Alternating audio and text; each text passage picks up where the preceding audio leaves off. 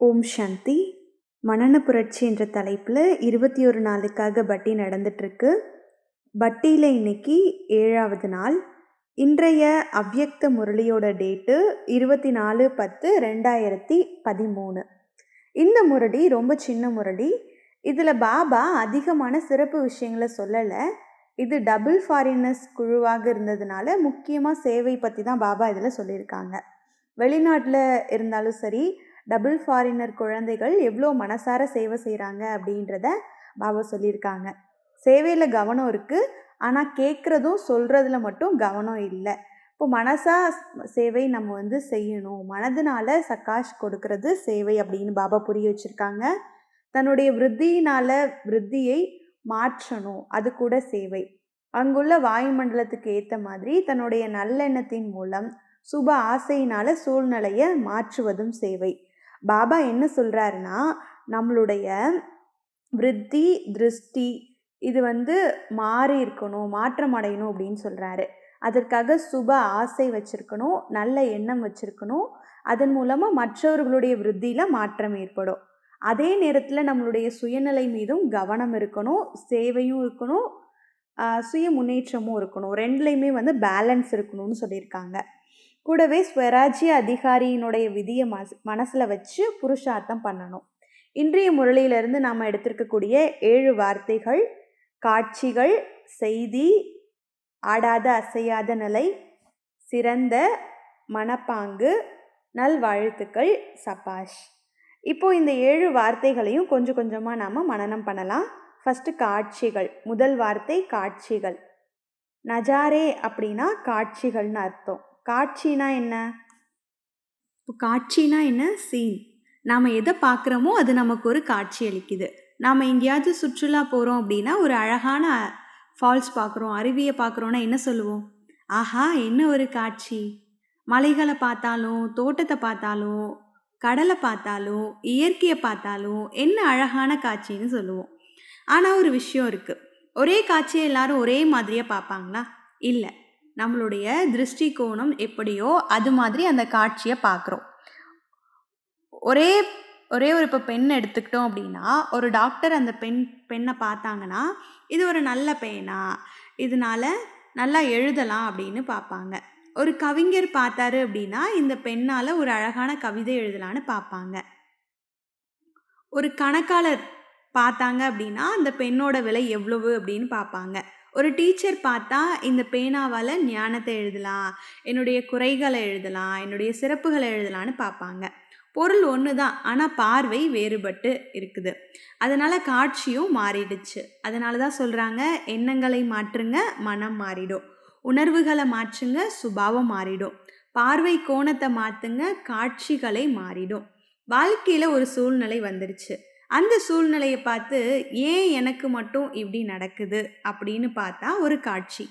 அதே சூழ்நிலையை பார்த்து இதிலிருந்து நான் என்ன கற்றுக்கணும் அப்படின்னு பார்த்தா அது வேற ஒரு காட்சி. ஒருவருடைய தவறை மட்டும் பார்த்தா அது ஒரு காட்சி, அவருக்குள்ளே இருக்கக்கூடிய நல்ல குணத்தை பார்த்தா அது இன்னொரு காட்சி. அதனால் நம்மளுடைய திருஷ்டி ரொம்ப முக்கியம். அதனுடைய பாவார்த்தம், எந்த காட்சியை பார்த்தாலும் அதுலேருந்து ஒரு அனுபவத்தை எடுத்துக்கணும். சுக அனுபவம், சாந்தி அனுபவம், ஆனந்த அனுபவம், ஊக்கம், உற்சாகம், நேர்மறையான உணர்வு, இது எல்லாமே நம்மளுடைய திருஷ்டியிலிருந்து ஸ்டார்ட் ஆகுது. இதோட குணார்த்தம் என்ன? எந்த சூழ்நிலையிலையும் நல்லதை பார்க்கக்கூடிய குணம். ஒருவருடைய குறையை பார்க்கறதுக்கு முன்னாடி அவங்களுடைய சிறப்பை பார்க்கணும். சூழ்நிலையை பார்க்கறதுக்கு முன்னாடி அதில் மறைஞ்சிருக்கக்கூடிய பாடத்தை பார்க்கணும். இதுதான் ஆன்மீக திருஷ்டி. 2வது வார்த்தை செய்தி. சந்தேஷ் அப்படின்னா செய்தி, தகவல், செய்தி, நியூஸ், மெசேஜ். ஒருவருடைய மன உணர்வை இன்னொருத்தர்கிட்ட கொண்டு சேர்க்கறது நியூஸ். ஞானத்தை மற்றவங்க கிட்ட கொண்டு சேர்க்கறதும் செய்தி தான். நம்மளுடைய நடத்தை மூலமாகவும் செய்தி கொடுக்க முடியும், நம்ம வார்த்தை மூலமாகவும் செய்தி கொடுக்க முடியும், நம்மளுடைய முகத்தின் மூலமாக கூட செய்தி கொடுக்க முடியும். நாம் சிரிச்சா ஒரு செய்தி போகுது, நம்ம கோபமாக பார்த்தா இன்னொரு செய்தி போகுது, நம்ம அன்பாக பேசுனா வேற ஒரு செய்தி போகுது. அதனால தான் ஒரு அழகான விஷயம் சொல்கிறாங்க, இனிமையான செய்தி புன்னகையாக மாறுது, கசப்பான செய்தி புயலாக மாறுது. இப்போ நம்மளுடைய ஒரு வார்த்தை ஒருத்தருக்கு மருந்தாக இருக்கலாம், அதே வார்த்தையை தவறாக சொன்னால் காயமாகவும் இருக்கலாம். அதனால் ஒவ்வொரு வார்த்தையும் யோசித்து பேசணும். இப்போ ஒரு சின்ன ஆக்டிவிட்டி நினச்சி பாருங்க. ஒருத்தர் இன்னொருத்தரோட காதில் ஒரு செய்தியை சொல்கிறாங்க, அவங்க அடுத்தவங்க கிட்ட சொல்கிறாங்க. இப்படியே அந்த செய்தி கடைசி யார் இருக்காங்களோ அவங்க கிட்ட போகுது. கடைசியில் அவங்க அதை சொல்கிறப்போ ஸ்டார்டிங்கில் இருந்த செய்தி அப்படியே இருக்குமா? இல்லை, சில நேரத்தில் மாறிடும். ஒரு சின்ன வார்த்தை மாறினாலும் முழு அர்த்தமே மாறிடும். இதுதான் வாழ்க்கையில் நடக்குது. ஒருத்தவங்க சொன்னதை நம்ம இன்னொருத்தர்கிட்ட சொல்கிறப்போ நம்மளுடைய கருத்தையும் சேர்த்துட்டோம் அப்படின்னா செய்தி மாறிடும். அதனால் ஆன்மீக வாழ்க்கையில் ஒரு முக்கியமான விஷயம், கேட்டதை அப்படியே கேட்கணும், புரிஞ்சதை சரியாக புரிஞ்சுக்கணும், சொல்கிறத இனிமையாக சொல்லணும். நம்ம கொடுக்கக்கூடிய செய்தி அமைதியை கொண்டு வரணும், அன்பை கொண்டு வரணும், நம்பிக்கையை கொண்டு வரணும், உற்சாகத்தை கொண்டு வரணும். அசையாத, அசைக்க முடியாத, இது 3வது வார்த்தை. அச்சல் அடோல், அசையாத, அசைக்க முடியாத, நிலையான, ஸ்டேபிள், ஒரே ரசத்தில் இருக்கிறது. எந்த சூழ்நிலை வந்தாலும் தன்னுடைய நிலையை இழக்காமல் இருக்கணும். அசல் அப்படின்னா மனதுனால அசையாமல் இருக்கணும். அடோல் அப்படின்னா அசையாதது. ரெண்டுமே சேர்றப்போ அச்சல் அடோல் அப்படின்னு சொல்லுவாங்க. ஒரு சூழ்நிலை வந்தோடனே முதல்ல என்ன அசையுது? மனசு. மனம் அசைஞ்ச உடனே சங்கல்பங்கள் ஓட ஸ்டார்ட் ஆகிடுது. ஏன் இப்படி நடந்தது, என்கிட்ட மட்டும் ஏன் இப்படி பேசினாங்க, அவங்க என்னை புரிஞ்சுக்கவே இல்லை, இப்படின்னு எண்ணங்கள் ஓட ஆரம்பித்தா நம்மளுடைய நிலையும் குறைஞ்சிருது. அதனால் முதல்ல மனசை நிலையாக வச்சுக்கணும். பகவத்கீதையில் மதிப்பு வந்தாலும் சரி, அவமதிப்பு வந்தாலும் சரி, புகழ்ச்சி வந்தாலும் சரி, பழிப்பு வந்தாலும் சரி, வெற்றி வந்தாலும் சரி, தோல்வி வந்தாலும் சரி, நம்மளுடைய உள்ளார்ந்த நிலை மாறாமல் இருக்கணும். அதுதான் அசையாத, அசைக்க முடியாத நிலை. அங்கதனுடைய பாதத்தை எடுத்துக்காட்டாக சொல்லுவாங்க. எவ்வளோ முயற்சி செய்தாலும் அசைக்க முடியாத நிலை. அதே மாதிரி நாம் கூட நம்மளுடைய சுயமரியாதையில், நம்மளுடைய ஆத்ம உணர்வில், பாபாவோட நினைவில் அசையாமல் இருக்கணும். பாராட்டு கிடைச்சா மட்டும் சந்தோஷமாக இருக்கிறது இல்லை, பாராட்டு கிடைக்கலனாலும் நம்ம சந்தோஷமாக இருக்கணும். யாராவது என்னை புரிஞ்சுக்கிட்டா மட்டும் நான் நிலையாக இருக்கிறது இல்லை, யாராவது என்னை புரிஞ்சுக்கலனா கூட நான் நிலையாக இருக்கணும். இதுதான் நம்மளுடைய ஹோம்ஒர்க்கோட முதல் பயிற்சி. பாராட்டு கிடைச்சாலும் கிடைக்கலனாலும் நான் அசையாத, அசைக்க முடியாத நிலையில் இருப்பேன். ஓகே, அடுத்தது 4வது பாயிண்ட், சிறந்த. 4வது வார்த்தை சிறந்த. சிறந்தன்னா என்ன? உயர்ந்தது, சிறப்பானது, மேலானது, நல்லதில் சிறந்தது. ஆன்மீகத்தில் சிறந்தது அப்படின்னா மற்றவங்களை விட நான் பெரியவன் அர்த்தம் இல்லை. என்னுடைய நேற்றைய நிலையை விட இன்னைக்கு என்னோட நிலை சிறப்பாக இருக்கணும். நேற்று நான் கோவப்பட்டேன், இன்னைக்கு அதே சூழ்நிலையில் நான் அமைதியாக இருந்தேன், அதுதான் முன்னேற்றம். நேற்று ஒருவருடைய குறையை பார்த்தேன், இன்னைக்கு அதே நபருடைய சிறப்பை பார்த்தா அதுதான் சிறந்த நிலைக்கான அடையாளம். நேற்று ஒரு சூழ்நிலையை நான் அசைச்சது, இன்னைக்கு அதே சூழ்நிலையில் நான் நிலையாக இருந்தேன், அதுதான் என்னுடைய சிறப்பு. இப்போ சிறந்த நிலை அப்படின்னா பர்ஃபெக்ஷன் மட்டும் பார்க்க வேண்டியதில்லை, ஒவ்வொரு நாளும் ஒரு படி முன்னேறது, ஒரு நல்ல குணத்தை தாரணா பண்ணுறது, ஒரு பலகீனத்தை குறைக்கிறது, ஒரு ஆத்மாவுக்கு சுகம் கொடுக்கிறது, ஒரு வார்த்தையால் ஒருவரை காயப்படுத்தாமல் இருக்கிறது, இதுதான் சிறந்த புருஷார்த்தம். ஓகே, அடுத்தது 5வது பாயிண்ட். 5வது வார்த்தை மனப்பாங்கு, விருத்தி. நம்மளுடைய உள்ளே இருக்கக்கூடிய எண்ணம், நம்மளுடைய உணர்வு, நம்ம ஒருத்தரை பார்க்குறப்போ அவங்கள பற்றி உள்ள என்ன ஃபீல் பண்ணுறோம், அதுதான் நம்மளுடைய மனப்பாங்கு. ஒருத்தரை பார்த்த உடனே இவங்க இப்படி தான் அப்படின்னு நெகட்டிவாக நினச்சா நம்மளுடைய மனப்பாங்கு எப்படி இருக்குது? அதே நபரை இவருக்குள்ளும் ஒரு நல்ல குணம் இருக்குது அப்படின்னு பார்க்கணும். அப்போ நினச்சா என்ன ஆகும்? மனப்பாங்கு மாறிடும். பாபா சொல்கிறாங்க, தன்னுடைய விருத்தியின் மூலம் விருத்தியை மாற்றணும். அதாவது நான் மாறணும், என்னுடைய மனப்பாங்கு மாறணும், என்னுடைய பார்வை மாறணும். அப்போதான் சுற்றியுள்ள சூழ்நிலையும் மாற தொடங்கும். ஒருத்தவங்க நம்மக்கிட்ட கோவமாக பேசுகிறாங்க, நம்ம உடனே கோவத்தால் பதில் கொடுத்தோம்னா 2 பேரோட விருத்தியும் ஹெவி ஆகிடும்.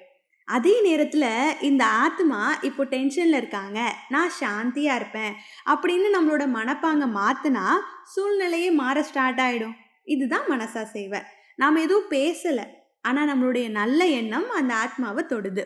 அதனால் டெய்லி ஒரு நல்ல மனப்பாங்க எடுத்துக்கலாம். இன்றைக்கி எல்லோரையும் நல்ல திருஷ்டியோடு பார்ப்பேன், நாளை யாருடைய குறையும் மனசில் வச்சுக்க மாட்டேன், அடுத்த நாள் எல்லாருக்கும் நல்ல எண்ணம் வச்சுருப்பேன். இப்படியான ஒரு வாரம் நாம் நம்மளுடைய அந்த ஸ்திதியை நல்லா வச்சுக்கணும். இதுதான் நம்மளோட ஹோம்ஒர்க். அடுத்தது 6வது பாயிண்ட், 6வது வார்த்தை நல்வாழ்த்துக்கள். சுப விருப்பம். நல்வாழ்த்துக்கள் அப்படின்னா எனக்கு நல்லது நடக்கணும் அப்படின்னு நினைக்கிறது இல்லை. எல்லாருக்கும் நல்லது நடக்கணும் அப்படின்னு உண்மையான உள்ளத்திலிருந்து விரும்பணும். ஒருவர் வெற்றி பெற்றா எனக்கு ஏன் வெற்றி கிடைக்கல அப்படின்னு நினைக்கிறதுக்கு பதிலாக அவங்களுக்கு இன்னும் முன்னேற்றம் கிடைக்கணும்னு நினைக்கணும். ஒருத்தவங்க நம்மளை விட முன்னேறினா என்னை விட அவங்க எப்படி முன்னேறினாங்க அப்படி நினைக்கிறதுக்கு பதிலாக அவங்களுடைய சிறப்பை நானும் கற்றுக்கணும் அப்படின்னு நினைக்கணும். இதுதான் சுபகாமனா அப்படின்னு சொல்கிறது. நல்வாழ்த்துக்களோட சக்தி ரொம்ப பெரியது. நாம் ஒருத்தர்கிட்ட நேரில் போய் பேசாமல் இருந்தாலும் மனசுல இருந்து அவங்களுக்காக நல்லதை விரும்ப முடியும். அதுதான் மனசா சகாஷ். ஒரு ஆத்மாவுக்கு சாந்தி வேணும் அப்படின்னா இந்த ஆத்மாவுக்கு சாந்தி கிடைக்கட்டும் அப்படின்னு சொல்லணும். ஒருத்தருக்கு தைரியம் வேணும் அப்படின்னா இந்த ஆத்மாவுக்கு சக்தி கிடைக்கணும். ஒருவர் குழப்பத்தில் இருந்தாங்கன்னா இந்த ஆத்மாவுக்கு சரியான வழி கிடைக்கணும் அப்படின்னு நம்ம என்ன பண்ணணும்? சுப ஆசை வைக்கணும். நம்மளுடைய மனம் முதல்ல சுத்தமாக இருக்கணும். நம்மளுடைய விருத்தி சுத்தமாக இருக்கணும். அதுலேருந்து தான் சுப ஆசைன்றது உருவாகும். சுப ஆசை இருந்தால் திருஷ்டி மாறும். திருஷ்டி மாறுனா கிருத்தி மாறும். இப்போ வாழ்க்கையே மாறிடும். அடுத்தது 7வது வார்த்தை சபாஷ். சபாஷ்னா என்ன? பாராட்டு. வா வா, ஒருவருடைய நல்லதை பார்த்து அவங்கள ஊக்கப்படுத்துறது. இது ரொம்ப சின்ன வார்த்தை போல இருந்தாலும் ஒரு ஆத்மாவுக்கு இது ரொம்ப பெரிய சக்தியாக இருக்கும். ஒரு குழந்தை ஒரு சின்ன முயற்சி பண்ணுது, நாம் இது என்ன பெரிய விஷயம் அப்படின்னு சொன்னால் அதோட உற்சாகம் குறைஞ்சிரும். அதே குழந்தைங்க கிட்ட சபாஷ், நீ நல்ல முயற்சி பண்ணியிருக்க, இன்னும் நல்லா பண்ணு அப்படின்னு சொன்னால் அதனுடைய கான்ஃபிடென்ஸ் இன்னும் அதிகமாகிடும். அவங்க இன்னும் நல்லா முயற்சி பண்ணுவாங்க. அதே போல தான் பெரியவங்களுக்கும் நாம் ஒருவருடைய நல்ல குணத்தை பார்த்து, குணத்தினுடைய உண்மையை அதை பார்த்து சபாஷ் அப்படின்னு சொன்னால் அந்த ஆத்மாவுக்கு ஒரு சக்தி கிடைக்கும். ஆனால் இங்கே ஒரு விஷயம், சபாஷ் கிடைச்சா மட்டும்தான் நான் சந்தோஷமாக இருப்பேன் அப்படி இருக்கக்கூடாது. சபாஷ் கிடைக்கலனா கூட என்னோட நிலை அசையாமல் ஆடாமல் இருக்கணும். இதுதான் இந்த 7 வார்த்தைகளையும் ஒன்றாக இணைக்குது. காட்சிகளை மாற்றணும், செய்திகளை இனிமையாக கொடுக்கணும், அசையாத அசைக்க முடியாத நிலையில் இருக்கணும், சிறந்தவராக இருக்கணும், நல்ல மனப்பாங்கை வைத்திருக்கணும், எல்லாருக்கும் நல்வாழ்த்துக்களை வச்சிருக்கணும், மற்றவர்களின் நல்லதை பார்த்து சபாஷ் சொல்லணும். இதை நம்மளுடைய வாழ்க்கையில் கொண்டு வந்துட்டா நம்மளுடைய சூழ்நிலை எப்படி மாறும்? நம்மளோட குடும்பத்தில் சாந்தி அதிகரிக்கும், நம்மளுடைய உறவுகளில் அன்பு அதிகரிக்கும், நம்மளுடைய சேவையில் சக்தி அதிகரிக்கும், நம்மளுடைய மனசில் உற்சாகம் அதிகரிக்கும். இறுதியாக ஒரு சின்ன மனன பயிற்சி நம்ம பண்ணலாம். ஒரு நிமிஷம் நம்மளுடைய மனசை அமைதியாக வச்சுக்கலாம். நான் ஆத்மா, நான் அமைதியான ஆத்மா. என்னுடைய திருஷ்டி சுத்தமானது. எந்த காட்சியையும் நான் நல்ல திருஷ்டியுடன் பார்க்கிறேன். என்னுடைய ஒவ்வொரு வார்த்தையும் ஒரு இனிமையான செய்தியாக இருக்கட்டும். எந்த சூழ்நிலையிலும் நான் ஆடாத அசையாத ஆத்மா. நான் ஒவ்வொரு நாளும் என்னை விட சிறந்தவனாக ஆகிக் கொண்டிருக்கிறேன். என்னுடைய மனப்பாங்கு சுத்தமாக இருக்கிறது. எல்லா ஆத்மாக்களுக்கும் என்னுடைய வாழ்த்துக்கள். ஒவ்வொருவருடைய சிறப்பையும் பார்த்து சபாஷ் என்று சொல்லக்கூடிய பெரிய மனம் எனக்கு இருக்கிறது. ஓம் சாந்தி. இப்போ நம்மளுடைய 7 வார்த்தைகளையும் ஒரு டைம் நம்ம ஞாபகத்தில் வச்சுக்கலாம். காட்சிகள், செய்தி, அசையாத அசைக்க முடியாத, சிறந்த, மனப்பாங்கு, நல்வாழ்த்துக்கள், சபாஷ்.